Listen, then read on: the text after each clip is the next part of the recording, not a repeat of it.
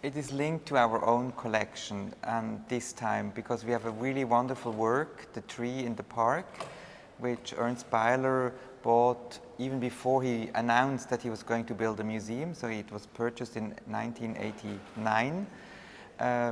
But he had already his plans about what he maybe is going to do in the future.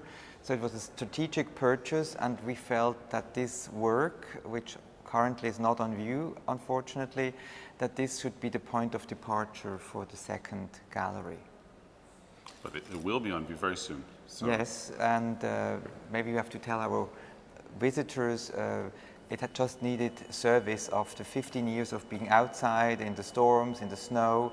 A work of Calder, no color lasts forever, so it needs just to be serviced, and that's what's currently being done. And we hope it's back latest by early September. Is it difficult to restore such a piece? No, it's not difficult, but we decided that sculpture, because it was such a long time of maintenance, it's really a maintenance issue, that it was really smart to take it completely apart. Every single piece, every single nut and bolt came apart, and even the bolts are under restoration. So, and they also, you guys built a whole new underground support system for the sculpture. So everything's new. It's going to look exactly like it always did, but it'll just be preserved for the next 15 years now again. That's actually important to, you name it, Ernst Beyeler really chose the perfect spot to place it. Great spot. So we tried to improve, we didn't want to move it, but we tried to improve the situation because we did wind testing so that if there are storms, is it really too much exposed? And luckily the findings were positive, but we will change some of the shrubs and plants in the park so that we have a certain wind barrier, so that in the future the tree is not so much exposed to the elements, so that it has a better lasting life, because it will need service in latest 15 years again. So it's something that we have to take care of in a regular time frame.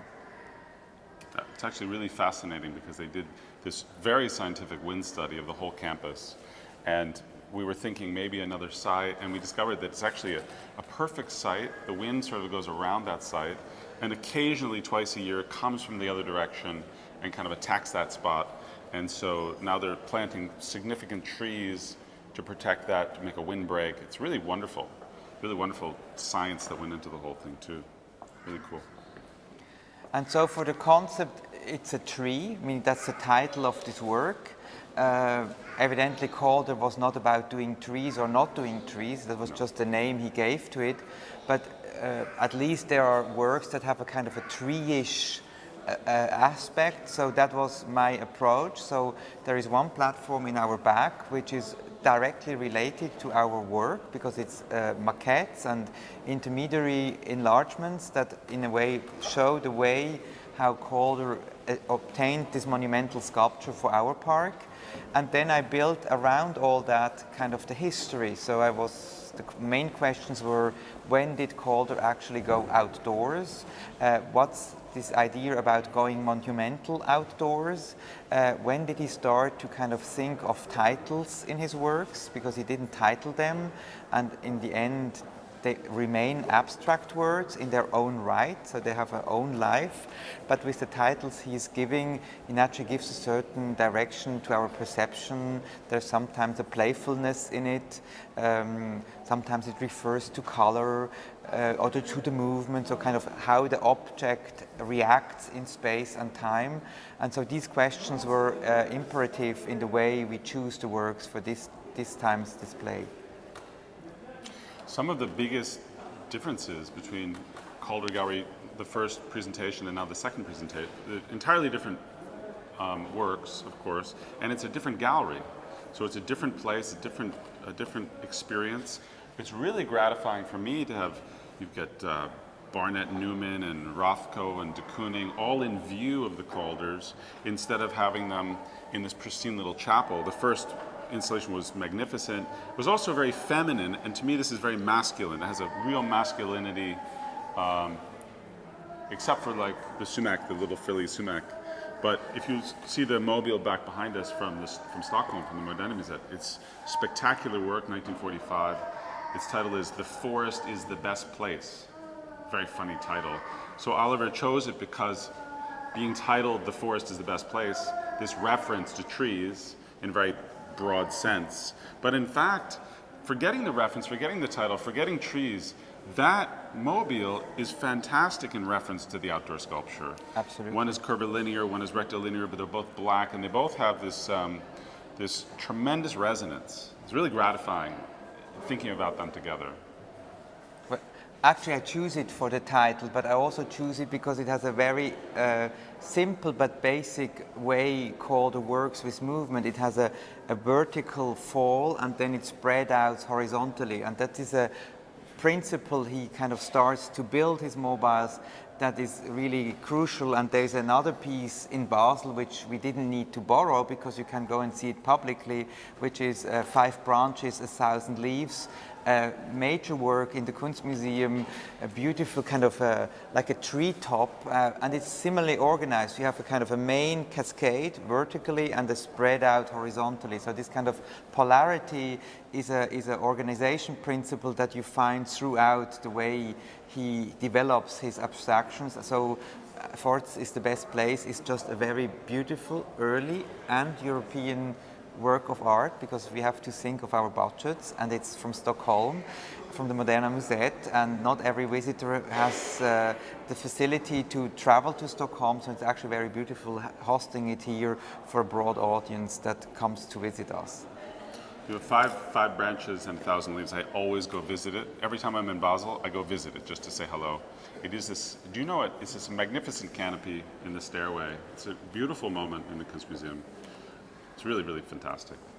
But Oliver chose to begin the show with 3 of the 4 works from 1939, which they're wonderful, 2-3 meter tall, almost sculptures. But in fact, they're models for large works, for works that are supposed to be 30 feet tall or 40 feet tall, and they come on the heels of Oskar Nitschke designing this new proposal for the Bronx Zoo in New York City, with a new habitat, a new way to visit the animals and encounter the animals without bars.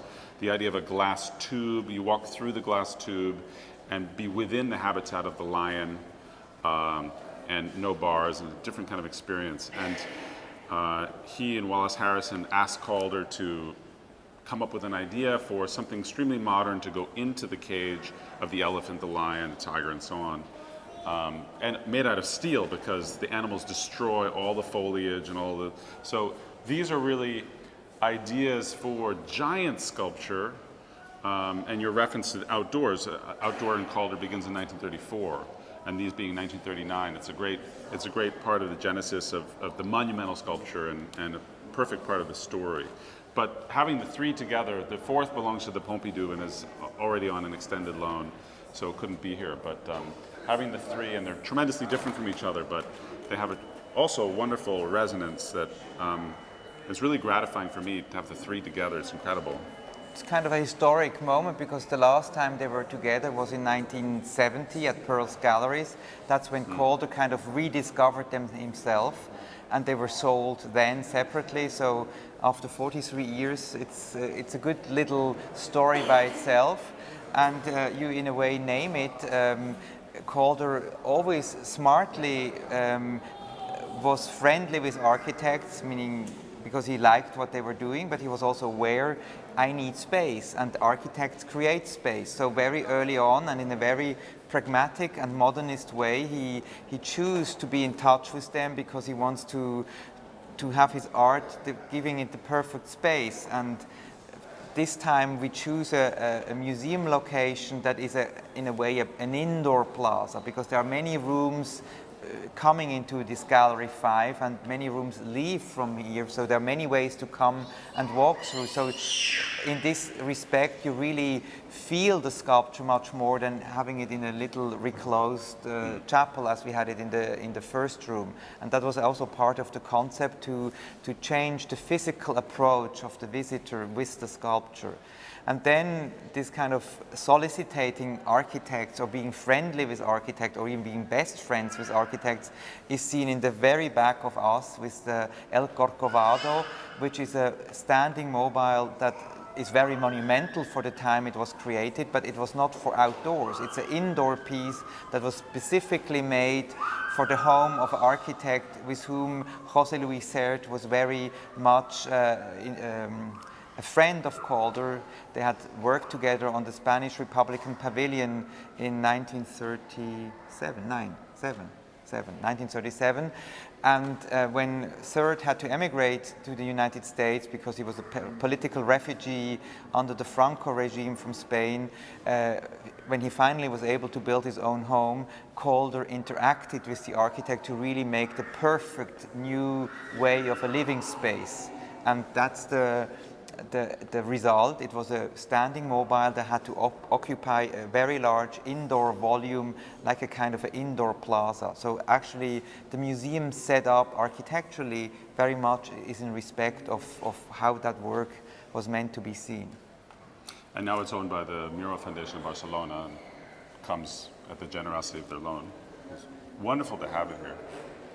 And there may be one other thing that has to be considered, and that's why I placed it. Maybe some visitors will feel, oh, it's kind of odd having these little things so low, but I think it's just to give you this kind of feeling for scale. So even if something is very tiny and small, the way you look at it, it can become monumental, meaning the size is not, it can be 2 meters, 5 meters, 10 meters, 100 meters. So Calder had a very good sensitivity for monumentality.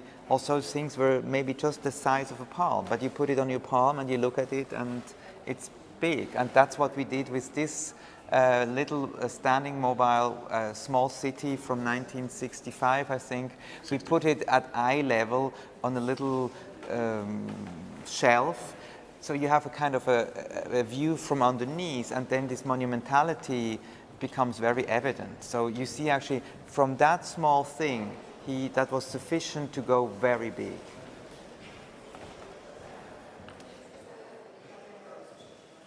So I choose as a kind of a personal curator's choice the hairpins from 1939. So it's meant to be a tree for the Bronx Zoo, but it's also a very specific object, and you see it moving in my back. I will come to that in a minute. But I first want to say something about the loan, because as a curator you always have your kind of preferences, and this was a loan I absolutely wanted, and it was very hard to get it, and I needed several attempts. But having it here is really a wonderful moment, and if you see how it moves, you also understand the dimensions of Calder. So it's meant to be a maquette for a big tree, but the title goes in a very different directions, and you have this little red almond shape in the center. It's a center, it's a visual element that pops out, and by that you naturally can start thinking more about it. It could be a mouse, it could be a lip, and then you see this gracious movement. So it's not just tree-ish elements, as the title suggests. It seems to be hair or hairpins, and then if you see the way this object reacts in space while moving, you see the image Calder had in front of him. It's also a gracious woman with her hair strolling on her high heels through a street of Paris. And I like this kind of double sense that is in this work, and shows that we have to be very careful about the way we look at these works in terms of their titles. There are many dimensions to see them, and in the end they remain objects in their own right.